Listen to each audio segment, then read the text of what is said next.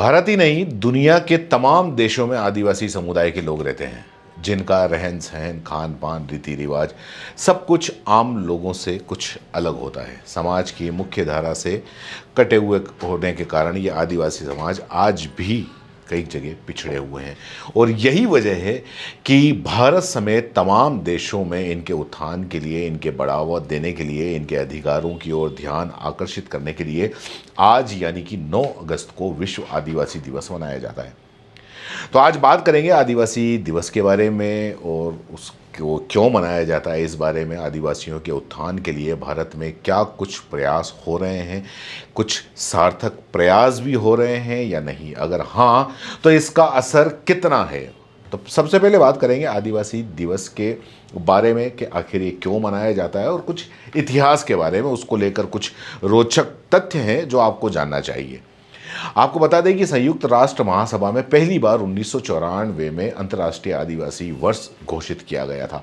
आदिवासी समुदाय के लोगों की जो भाषाएं हैं, संस्कृति, त्योहार, रीति रिवाज और उनका पहनावा सब कुछ अन्य समाजों से कुछ अलग होता है। और यही वजह है कि ये लोग समाज की मुख्य धारा से जुड़ नहीं पाए। रिपोर्ट के मुताबिक इनकी जनसंख्या आज भी समय के साथ में घटती जा रही है।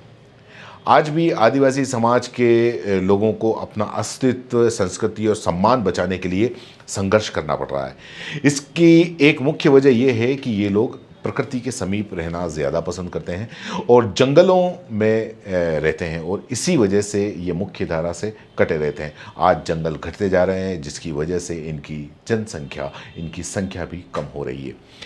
आदिवासी समाज के लोगों का जो मुख्य खाना पीना है वो आज भी पेड़ पौधों से जुड़ा हुआ है।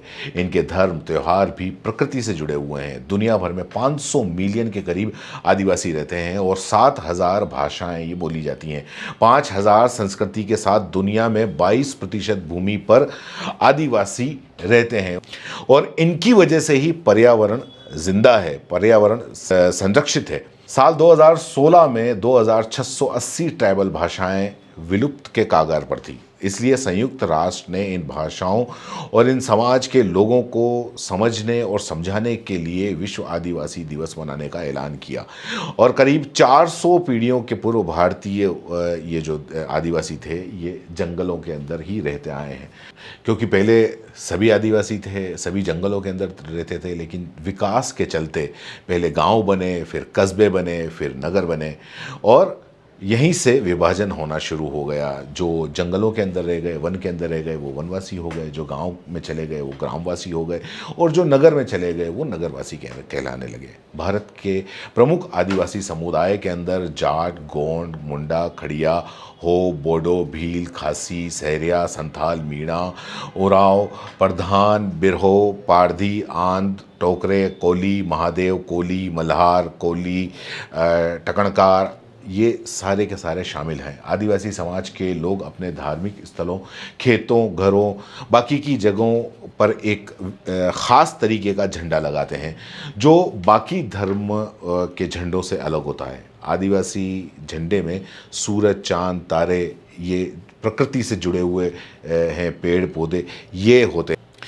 इन सभी के प्रतीक इनके झंडे के अंदर लगे हुए होते हैं और ये झंडे सभी रंग के हो सकते हैं। किसी खास रंग के अंदर ये लोग बंधे हुए नहीं हैं। आदिवासी प्रकृति पूजक होते हैं। ये प्रकृति में पाए जाने वाले सभी जीव जंतु, पर्वत, नदियाँ, नाले, खेत, इन सभी की पूजा करते हैं और उनका मानना ये है कि प्रकृति में हर एक चीज़ में, हर एक वस्तु में जीवन होता है।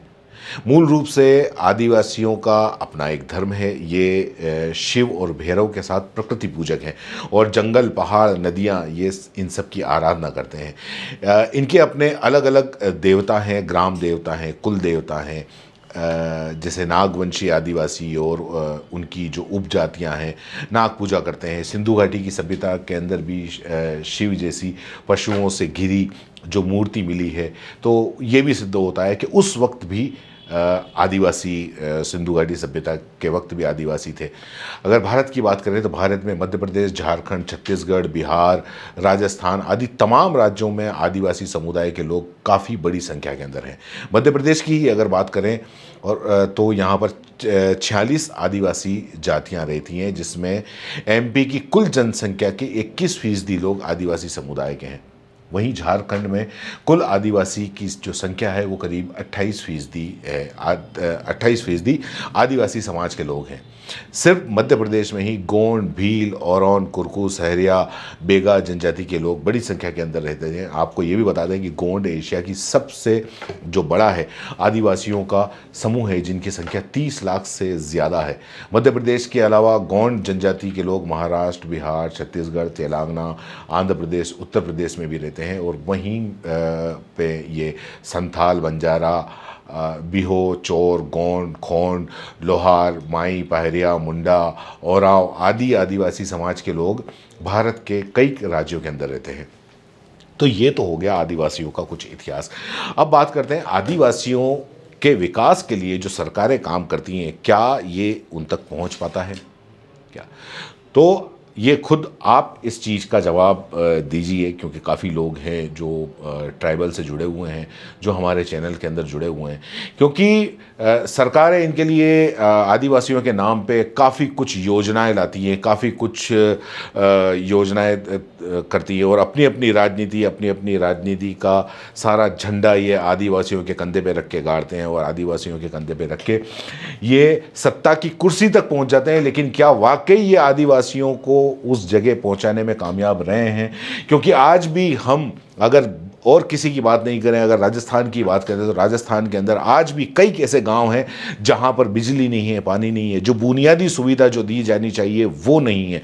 जंगल काटे जा रहे हैं, जो क्योंकि ये प्रकृति के बीच में, मैंने आपको पहले भी बताया कि ये प्रकृति के बीच में रहना पसंद करते हैं।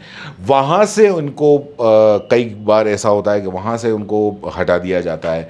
और भी कई ऐसी समस्याएं आज अगर मान लो आदिवासी समाज का कोई भी व्यक्ति, कोई भी महिला, पुरुष, या वो अगर मान लो सरकारी सहायता के लिए या कोई अपनी ही किसी मजबूरी के लिए अगर मान लो किसी सरकारी दफ्तर के अंदर जाता है, तो क्या उसको इतना सम्मान मिलता है जो किसी एक सभ्य समाज के आदमी को मिल सकता है? नहीं मिलता है। क्योंकि जो अफसर आपके जो बैठे हुए हैं, इन सत्ता के सरकार के जो अफसर बैठे हुए हैं, वो देखते ही सिर्फ ये समझते हैं, अच्छा ये तो आदिवासी है, गाँववासी है, ठीक है, इसकी बात क्या सुननी, बात सुनी अनसुनी कर देता है। हम कई जगह देखते हैं कि मतलब उन पे कई जगह ऐसे जुल्म होते हुए देखते हैं जो कि मतलब एक इंसानों के ऊपर जो इंसानों से भी बदतर होते हैं, इस तरीके से इन पे जुल्म होते हैं, इनकी बातें नहीं सुनी जाती हैं।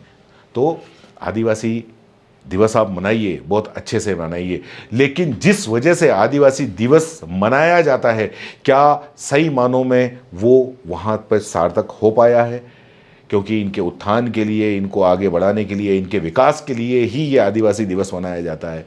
लेकिन अगर मान लो आप आदिवासी समुदाय के विकास के लिए अगर बात करोगे, 5 सितारा होटल के अंदर बात करोगे, आप बड़ी बड़ी मीटिंगें करोगे, उससे कुछ भी नहीं होगा। ज़मीनी हकीकत क्या है ये आपको देखनी पड़ेगी। ज़मीनी हकीकत में आपको उस पहाड़ पे बसे हुए उस आदिवासी के घर में जाके देखना पड़ेगा कि क्या यहाँ तक आपका विकास, आपकी बात और आपने जो सहायता पहुंचाई, क्या वो पहुंची या नहीं पहुंची, ये देखना बहुत ज़रूरी है।